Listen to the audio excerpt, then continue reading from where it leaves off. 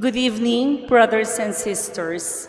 Welcome to the anticipated celebration of the Holy Sacrifice of the Eucharist. In this Mass, let us include in our prayers the following intentions.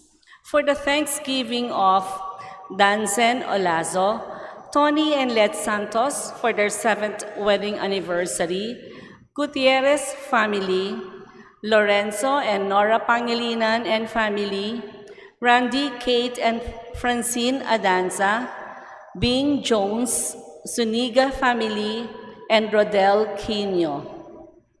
For the birthday thanksgiving of Bernie Henson, Lourdes Det Esguerra, Joaquin Manarang, Romy Valencia, Primo Valerio, Flor Matias, Edgar Gutierrez, Risa Abigail Gutierrez, Emilito Garcia, Rem, and Rebecca Rosas.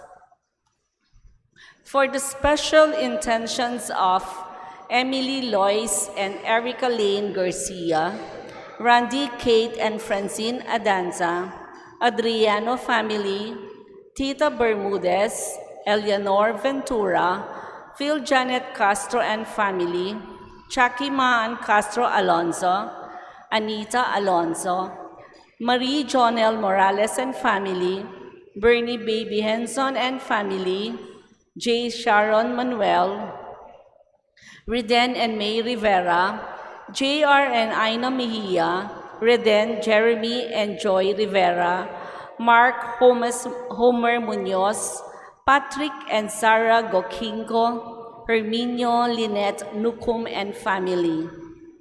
For the healing, speedy recovery, and good health of Shaira Ponce, Emilito Garcia, Roberto Gabriel, Francis Nobleza, Lucia Paras, Salvador Lorenzo, Edeline Angeles Gozun, Abong Tayag, Katrina Camille Gozun, Anthony Chase Coco Gozun, Enya George, Cherry Amor Esguerra, Lisa Garcia, Marciana Castro, Pat Ahos, Alejandra Benabajo, Lamberto Panlaki, Eric Jimenez, Melinda Consolacion, Angelita Miguel, Divina Gracia Carbunco, Edel Umlas, Gloria Panlilio, Ernesto Dizon, Mariano Castro, Tony Hecker, Manolita Pasion, and those whom we pray for healing. Let us also include for the eternal repose of the souls of Esmirna Perez, Arturo Manialak, Lolita Manialak, Mara Clara Castro, Romeo Manalang, Angelito Miranda, Joel Clemente, Angel Carrido, Delia Tamondong Foxworth, Rita Calilong Hurtado, Remedios Saldana Calilong, Rico Calulong, Maria Teresa Morales, Luciana Olalia, Rodale Olea, Faustino Santa Maria Jr., Vicente and Ellen Tamtanco, Enemino and Asuncion Umlas, Alex Resurrection, Alejandro Resurrection, Milagros Resurrection, Magno and Francisca Hipolito, Tony Wu, Elena Parico, Diosdado and Leoncia Gadi, Fred and Victor Anastasio Gadi, Regina Pangilinan, Felicidad Gamboa, Democrito Aison, Martin Angeles, Prospero Rivera Sr., Alfonso Balingit Sr., Gloria and Candy Rivera, Juan Susbilla Sr., Lourdes Rivera, Tessie Graham, Paquito Adanza, Buena Hukay, Kisses Beltran, Leonila Bantog, Miguel Bantog, Rogelio Beltran Sr., Isabelo and Edwin Herda, Lucas and Marina Cunanan, Elijah Pangilinan, Presencia Gamboa, Nestor and Edna Mendoza, Amaparo Canlas, Carlos Pinpin, Salvina Enriquez, Maria Jesusa Reyes, Angel Querido, Soledad Go, Jose Go, Perpetua Pita Ponce Pura, Eulogio Yoyong Manyalak Mariano, Amador Pineda, Victor Zuniga Sr., Ernesto Emilia Quinol, Jose Enrendisa Panlilio, Jacqueline Nethercutt Zambrano for the first death anniversary, Carmelita Esguerra, Danilo Olaso, Henry Aison, Miralinda Canda, Francisca Aison, for the death anniversary of Marina Mandal, Lourdes Rosas, and Alfredo Santos Sr., and all poor souls in purgatory.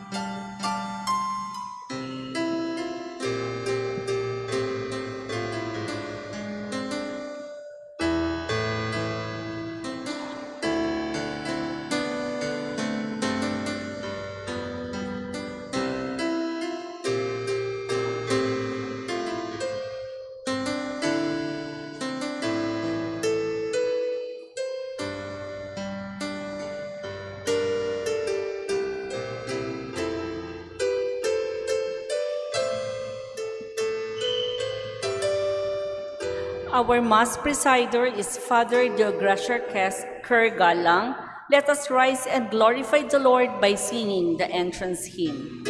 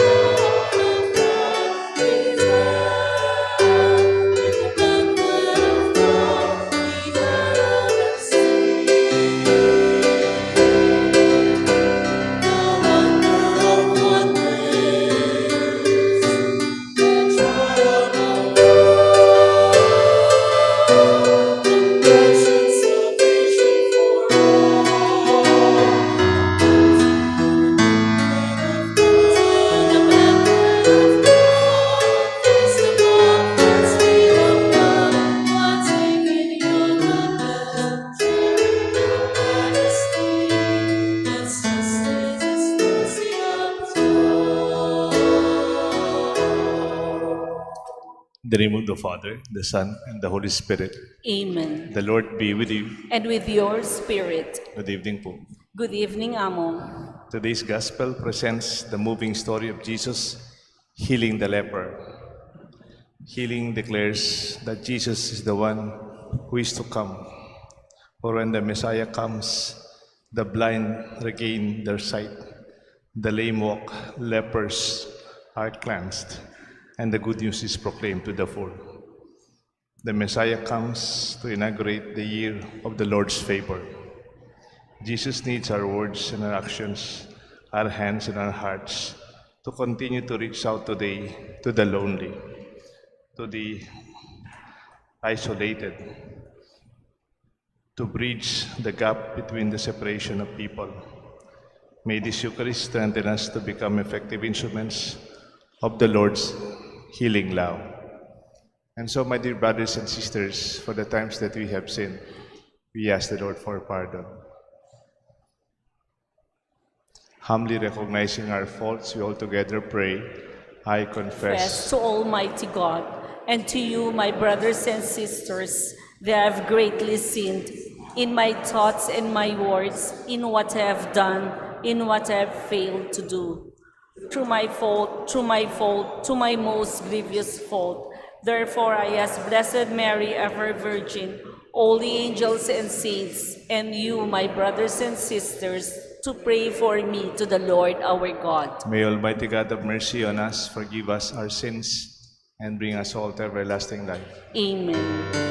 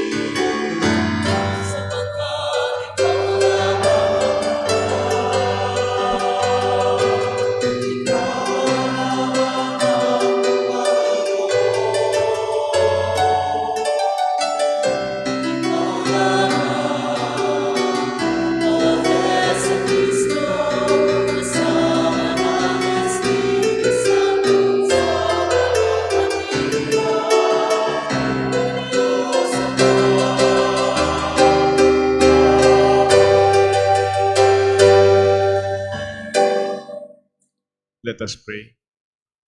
Kindly remember your prayer. Call to mind your petition in this Mass. O God, who teach us that you abide in hearts that are just and true, grant that we may be fashioned by your grace as to become a dwelling pleasing to you. Through our Lord Jesus Christ, your Son, who lives and reigns with you in communion with the Holy Spirit, God, forever and ever. Amen. The passage from Leviticus describes how the Israelites dealt with a person stricken with leprosy. Their fear and abhorrence of this disease serve as the background for Jesus' encounter with the leper. A reading from the book of Leviticus. The Lord said to Moses and Aaron, "If someone has on his skin a scab or pustule or blotch, which appears to be the sore of leprosy, he shall be brought to Aaron, the priest, or to one of the priests among his descendants. If the man is leprous and unclean, the priest shall declare him unclean by reason of the sore on his head. The one who bears the sore of leprosy shall keep his garments rent and his head bare, and shall muffle his beard.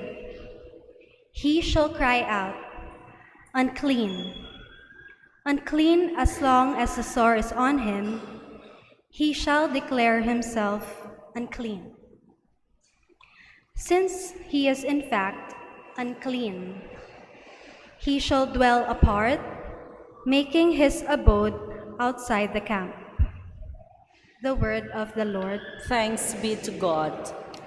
Responsorial Psalm, let our response be, "I turn to you, Lord, in time of trouble, and you fill me with the joy of salvation." I turn to you, Lord, in time of trouble, and you fill me with the joy of salvation. Blessed is he whose fault is taken away, whose sin is covered. Blessed the man to whom the Lord imputes not guilt, in whose spirit there is no guile. Response. I turn to you, Lord, in time of trouble, and you fill me with the joy of salvation. Then I acknowledge my sin to you. My guilt is covered not. I said, "I confess my faults to the Lord," and you took away the guilt of my sin. Response. I turn to you, Lord, in time of trouble, and you fill me with the joy of salvation. Be glad in the Lord and rejoice, you just. Exalt all you upright of heart. Response. I turn to you, Lord, in time of trouble, and you fill me with the joy of salvation. In the second reading, Paul reminds us Christians to be always mindful of God in our lives. Whatever we do must be done for God's glory. Second reading. A reading from the first letter of Paul to the Corinthians. Brothers and sisters, whether you eat or drink, or whatever you do everything for the glory of God.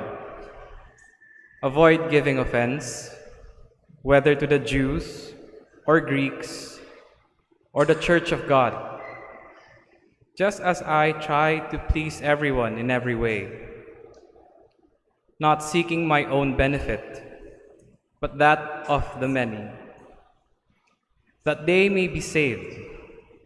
Be imitators of me, as I am of Christ. The word of the Lord. Thanks be to God.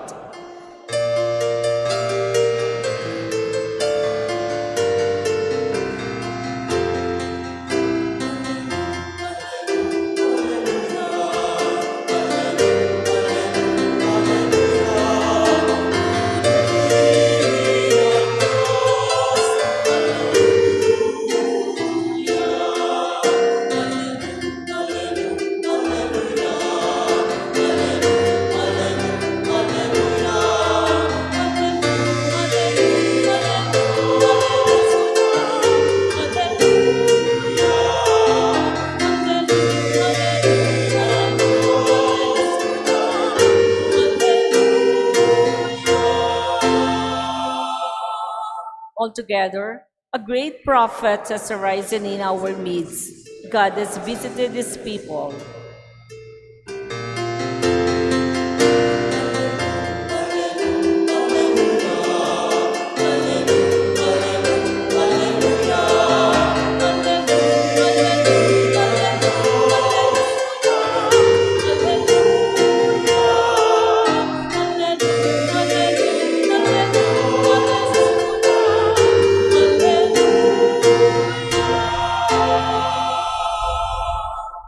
The Lord be with you. And with your spirit. A reading from the Holy Gospel according to Saint Mark. Glory to you, O Lord. A leper came to Jesus and kneeling down begged him and said, "If you wish, you can make me clean." Moved with pity, Jesus stretched out his hand, touched him, and said to him, "I do will it. Be made clean." The leprosy left him immediately, and he was made clean. Then, warning him sternly, he dismissed him at once. And he said to him, "See that you tell no one anything about this, but go and show yourself to the priest and offer for your cleansing what Moses prescribed. That will be proof for them." The man went away and began to publicize the whole matter. He spread report abroad so that it was impossible for Jesus to enter a town openly. He remained outside in deserted places, and people kept coming to him from everywhere. My dear friends, the Gospel of the Lord. Praise to Lord Jesus Christ.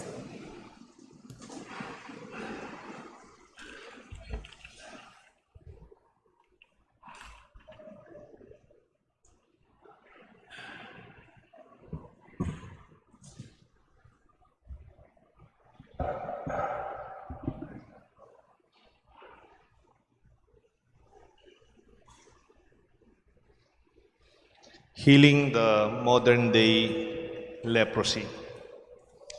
The Gospel today is quite focused on the healing of a leper. But how can we make sense of this Gospel when today's concern for leprosy, considering that leprosy is already effectively addressed by medicine, or it's already understood scientifically how to heal leprosy? How can we relate to the ancient healing of the leper to our contemporary circumstances? Moreover, how can we make teachings of the gospel relevant in the context of modern advancement and challenges? Paano ho natin gagawing relevant ang gospel? Wala na yata may leprosy ngayon eh. Actually, magaganda na yung balat natin ngayon eh. May mga dermatologist na tayo. Hindi lang yung walang sakit, maganda pa. Flawless. No, Mang Tess. And we don't look old. We don't look our age. How can we make sense after all? Maybe I would like to suggest one perspective on how we would see leprosy today in a new form. I call it loneliness as a new expression of leprosy. In society, lepers are isolated, even by their own families, of course. They distance themselves. They could not come close to people. Pag lumalapit ka nun sa mga lepers, meron silang sumisigaw sila, "Lepers! Lepers! Lepers!" So you will not go closer to them. And that must be a very sad, isolated life. Despite of societal norms that shun lepers, Jesus' compassionate gesture went beyond the prevailing avoidance. His goodwill, his pity, his compassion triumphed over the leper's loneliness and anxiety. And he declared, "I do will it. Be made clean." May note lang po ako dito sa homily kong to, no? Kung minsan pinag-isipan natin ng Diyos, ba't kaya pinadala sa akin ng Diyos ang sakit na to? Ba't kaya pinapahirapan ako ng Diyos? Siguro sinusubukan lang ako. Or sometimes you think, bakit kaya nangyari sa buhay natin to? Pinadala ba ng Diyos ito? Pagsubok ba ng Diyos? On the contrary, if you look at the gospel today, hindi pa man nagsalita yung leper, malayo pa yung leper, Jesus already had pity on him. Naawa na si Jesus. And when the leper expressed, "If you will it, you can make me clean."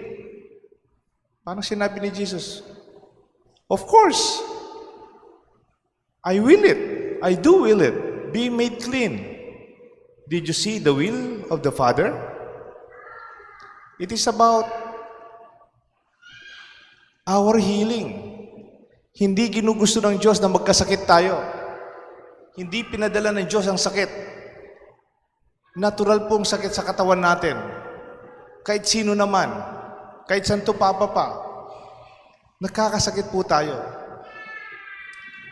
Just take note, do not always blame God. Pag nagkakaproblema yung tao, siguro pinadala ng Diyos to, ba't ginagawa ko ganito sa akin ng Diyos? On the contrary, if we believe God is love, God saved us, and Jesus, His Son, came to heal. Therefore, it's contrary to how we always accuse God. But pinadala ng Diyos sa atin to, para hindi po bagay sa ating pinaniniwalaan. Let's go back to modern day na understanding of lowliness as leprosy. Lowliness as a modern day leprosy. Because loneliness is akin to as a new pandemic. Similar to leprosy, loneliness manifests when one feels less connected with others than desired, experiencing a sense of not belonging or being unaccepted. Kumisan dahil nga you feel isolated, you feel alone, sometimes you are unaccepted. Nagkakaroon tayo ng coping mechanism. Ano pa mga coping with loneliness? That leads to various addictive and external behaviors. Individuals resort to excessive gambling.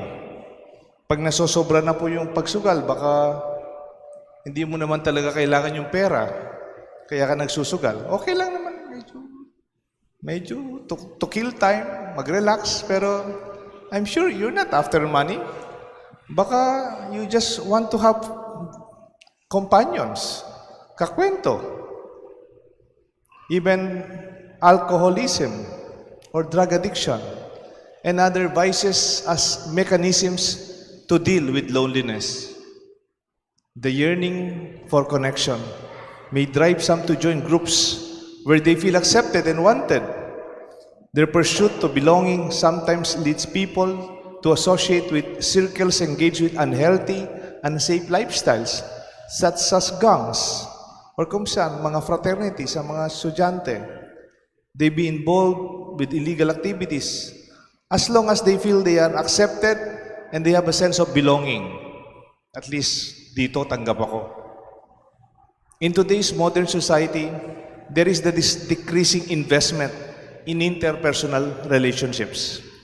The fear of rejection or being unwanted causes lonely individuals to avoid connecting with others, creating a vicious cycle reminiscent of the fears faced by lepers and those who are afraid of being rejected, unwanted, or avoided by society. Nagkaroon po ng experiment. Ang tawag nila ng experiment, you can check it, ang tawag rat park experiment. Yung daga, park ng mga daga, experiment. It's a question that answers, it's a research that answers the question, what causes addiction? Especially addiction to drugs. Dr. Bruce Alexander, a Canadian psychologist, leads this experiment, lab rats experiment. Dala pong park, yung park parang lugar ng mga daga. In the first part, in the experiments, there are two sources of water. Yung isang tubig, natural water. Natural. Yung isang tubig, may drugs. It's called drugged water. It is placed in a park where a healthy group of rats thrive with regular water, living a healthy and contented life together. They enjoy social activities, they play, they eat, they interact positively, naglalaro, takbo-takbo. It's like a happy rat park. And they take the regular water. Dahil available yung drugged water. These rats consistently choose the regular water over the drugged water. On the other hand, meron naman po isang part yung experiment, the same park, the same design, kaya lang nag-iisa lang yung daga. The isolated rat lives alone and experiences loneliness, of course. And the lonely rat consumes more of the drugged water. And the crucial finding is that what causes addiction, therefore? It's not the drugs. It's the sense of isolation and loneliness to adapt with being longing for company. The experiment highlights that social isolation plays a significant role in driving addiction or addictive behaviors in different forms, emphasizing the importance of social connections that is positive in preventing addiction in our life today. Today, we tend to invest less and less in other people. We invest less time and effort in building relationships with others, building those closest to us, including those closest to us, such as our families and our co-workers and community. We have less face-to-face interaction. Is often justified by practicality and efficiency. Minsan po may isang daughter. Yung daughter, professional, kamukha po ninyo, modern. Meron siyang tatay. Yung daddy niya, more than 70 years old na pong senior citizen. Kinu-question niya yung daddy niya. Kasi yung daddy niya, nagbabayad ng cash sa grocery. Tapos po, pumupunta po siya sa bangko, yung kanyang transaction, face-to-face, cash pa rin. And the other purchases, bumibili siya ng dyaryo sa ibaba, at saka yung mga supplies niya. Sabi ng daughter niya, Dad, why do you waste your time buying in the grocery or going to the bank? You can just settle this online. You don't have to go down and meet those people. You don't have to go out of your room. It's more comfortable. Totoo naman, di ba? Practical and efficient. Parang inisip niya, old school si daddy. Totoo nga naman siguro. But curious, she asked, Dad, why do you not go on online deliveries? Or maybe pay online? It was only then that she realized the significance of her father's routine. His frequent visit to the grocery store and the bank were not just about transactions, but they were about community. The old man built connections and friends among grocery attendants, the mailman, the local bank staff. On his way, he immersed himself deeply connected with the community, and they knew each other by name and first name. Parang kaya pala siya nag-go online, kahit kaya naman ng patay, naging kaibigan na niya itong mga nagtitinda sa grocery. At saka yung mga nasa bangko, nakikipagkwento siya. At saka yung mga delivery boys, kilala niya. And they call him by name. And they know each other. Naranasan niyo na ba may mag-email sa iyo tapos sasabihin yung buong pangalan mo? Deo gracias galang. alam mo hindi ka kilala eh. Parang ano lang, yung artificial intelligence lang na automatic lang yun. And they don't really know you. Ginigreet ka ba ng happy birthday, automatic.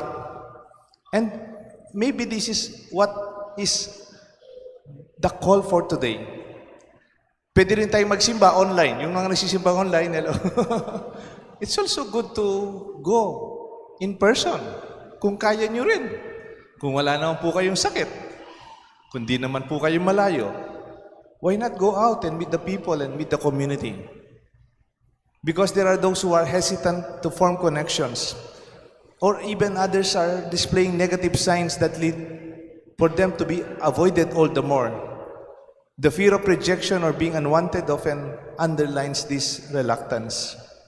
To bridge this gap by expressing your desire to connect through simple gestures. Like a smile. Or maybe a nod or a friendly greeting. Good morning, good evening. Taking the initiative to say, how are you? Creating a welcoming space for others to break down the barriers. Meaningful connections can extend beyond conventional relationships, including interactions of everyday figures like the mailman, the grocery attendants, the security guards, and even our janitors.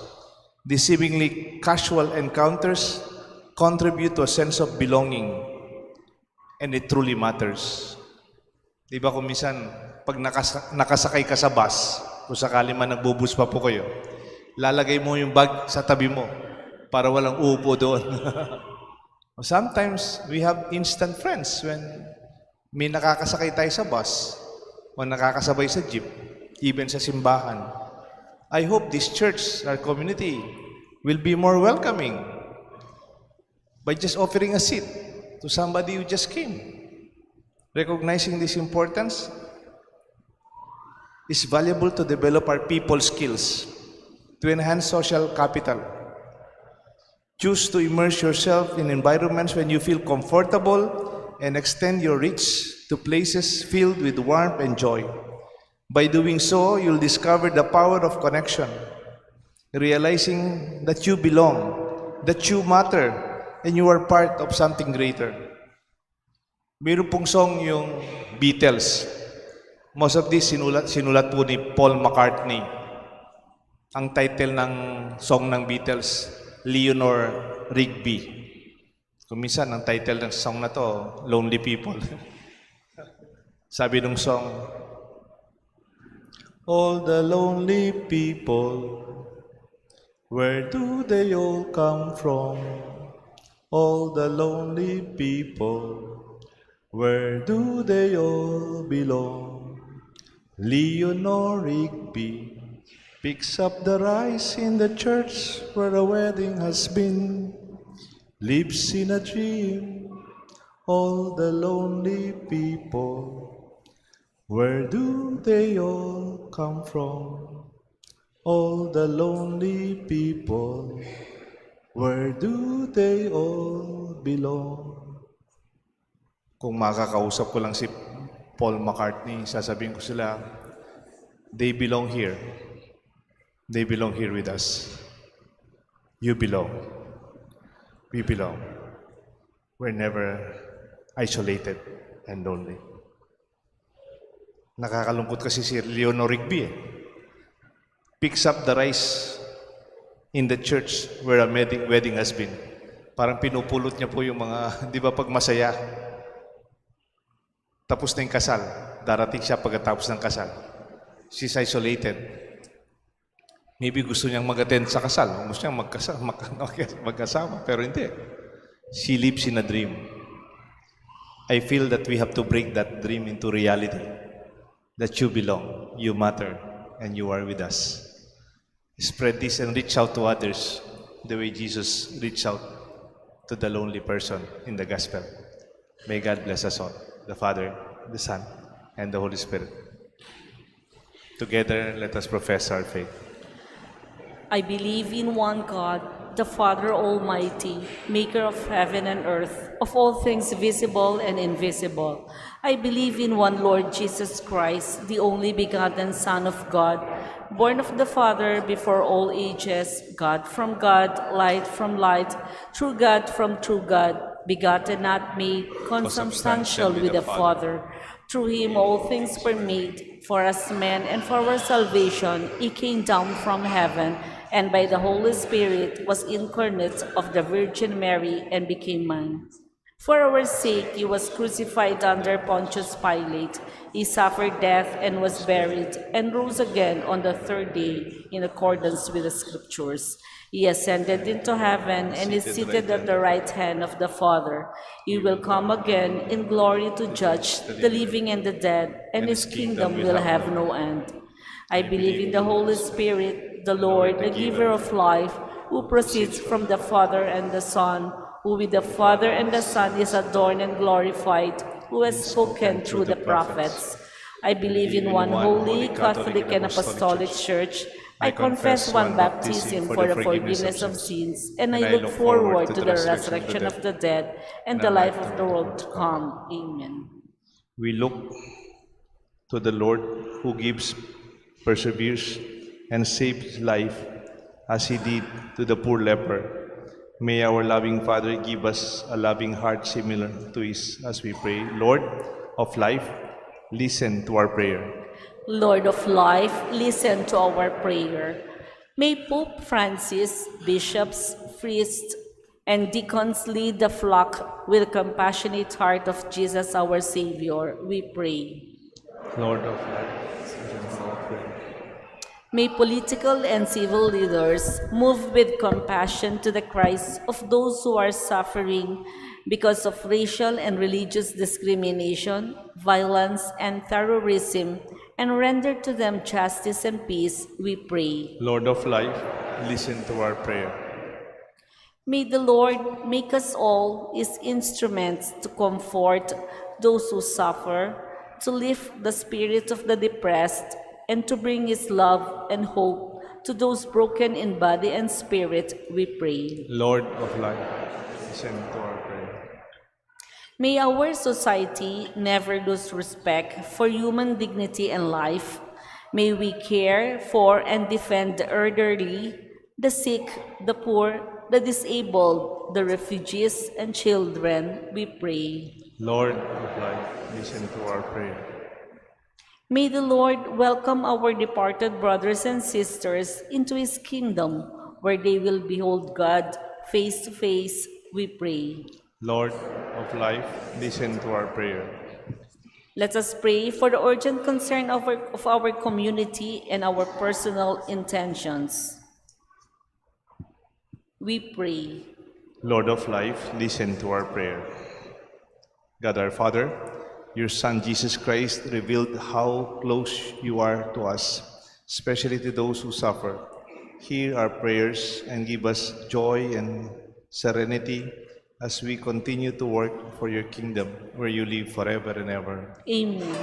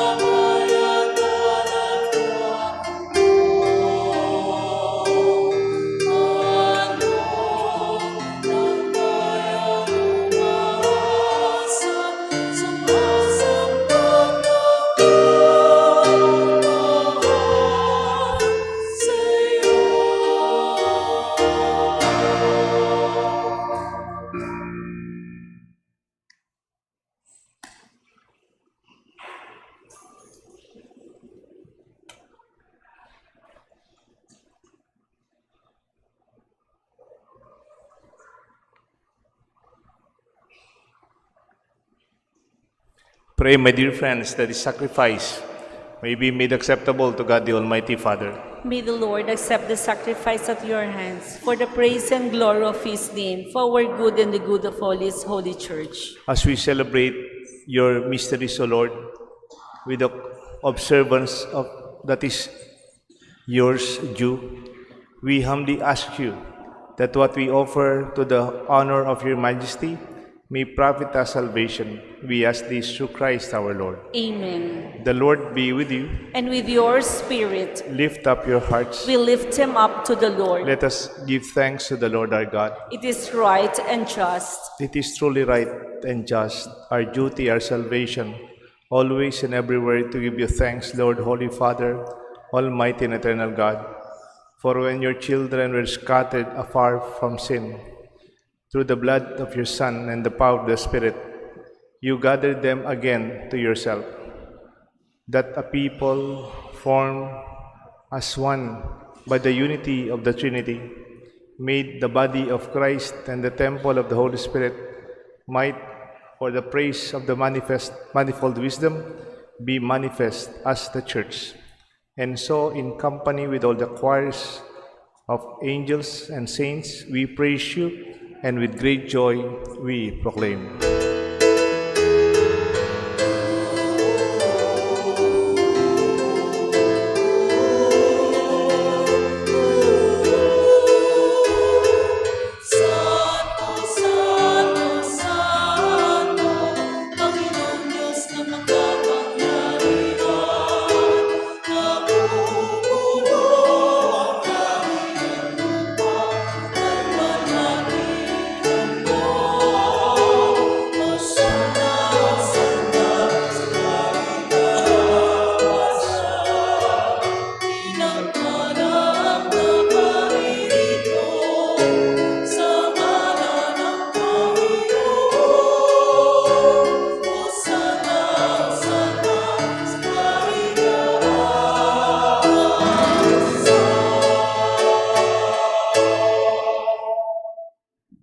For those who cannot kneel down, just kindly put your right hand close to your heart.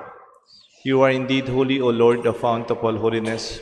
Make holy, therefore, these gifts, we pray, by sending down your Spirit upon them like the dewfall, that they may become for us the body and blood of our Lord Jesus Christ.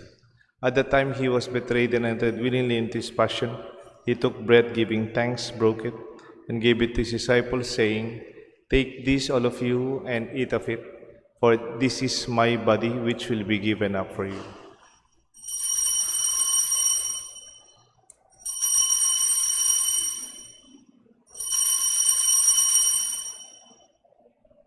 In a similar way, when supper was ended, he took the chalice, once more giving thanks. He gave it to his disciples, saying, "Take this, all of you, drink from it, for this is the chalice of my blood, the blood of the new and eternal covenant. It will be shed for you and for many for the forgiveness of sins. Do this in memory of me."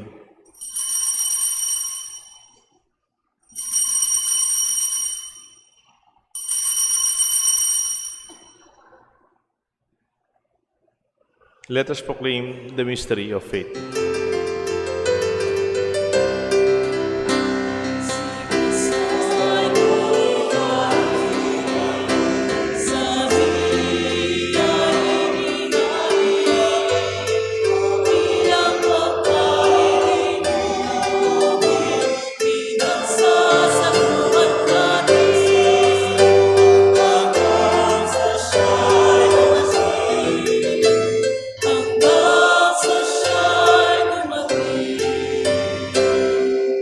Therefore, as we celebrate the memorial of his death and resurrection, we offer you, Lord, the bread of life and the chalice of salvation, giving thanks that you have held us worthy to be in your presence and minister to you. Humbly we pray that, partaking of the body and blood of Christ, we may be gathered into one by the Holy Spirit. Remember, Lord, your church spread throughout the world. Bring her to the fullness of charity, together with Francis, our Pope, Florentino, our Archbishop, and all the clergy, and all those who serve you in our church, especially those who volunteer here in our chapel at St. Joseph Clark. Remember our brothers, our sisters who have fallen asleep in the hope of the resurrection, and those who have died in your mercy. Welcome them into the light of your face. Have mercy on us, we pray, with the Blessed Virgin Mary, Mother of God, Saint Joseph, her spouse, with the blessed apostles and saints, Saint Scholastica, who have pleased you throughout the ages, we may merit to be co-heirs to eternal life and may praise and glorify you through your Son, Jesus Christ. Through him, and with him, and in him, O God, Almighty Father, the unity of the Holy Spirit, all glory and honor is yours forever and ever.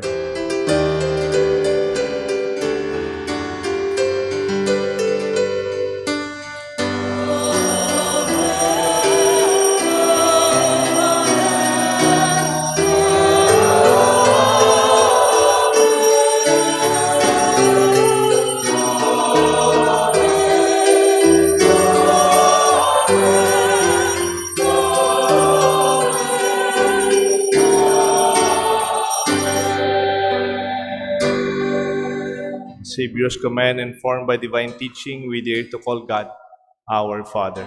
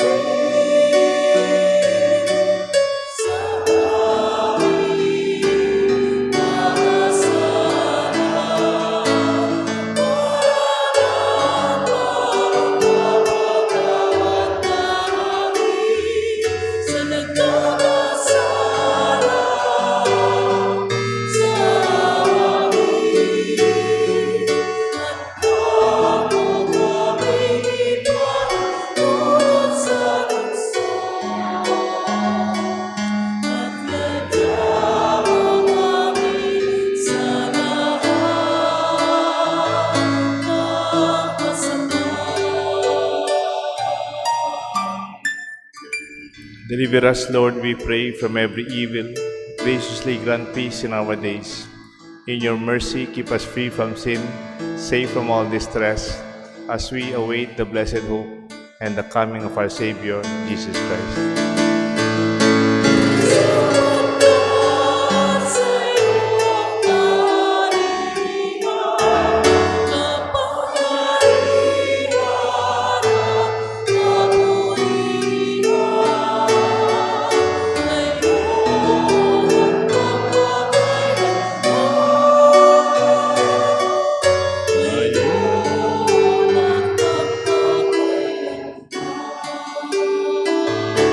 Lord Jesus Christ, you said to the apostles, I leave you peace, my peace I give to you. Look not on our sins, but on the faith of your church, and grant us the peace and unity of your kingdom, where you live forever and ever. Amen. The peace of the Lord be with you always. And with your spirit. My dear friends, we greet each other with the sign of peace. Peace be with you.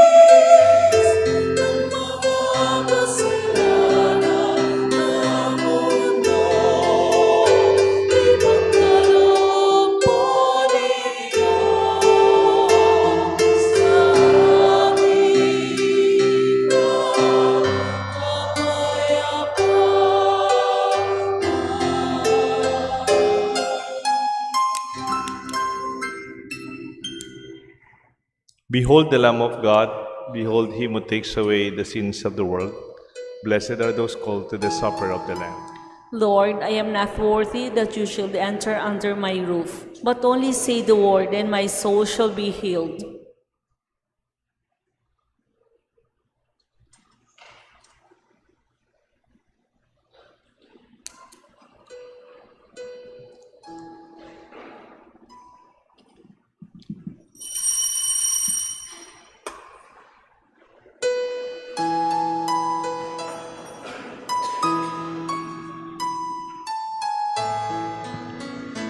Brother Christ. Sinuman sa aking mananahan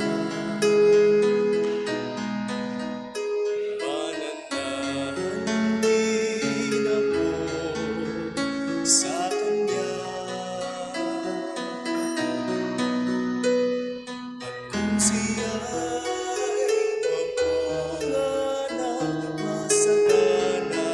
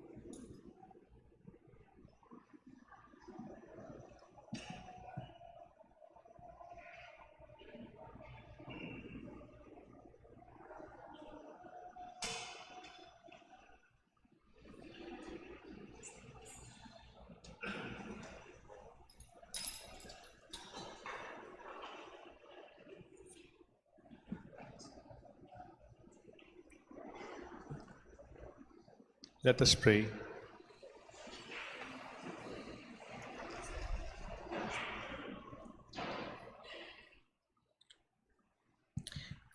Having fed upon these heavenly delights, we pray, O Lord, that we may always long for that food by which we truly live. We ask this through Christ our Lord. Amen. Mayroong invitation po yung St. Paul Marriage Encounter. They'll have their marriage encounter this coming March.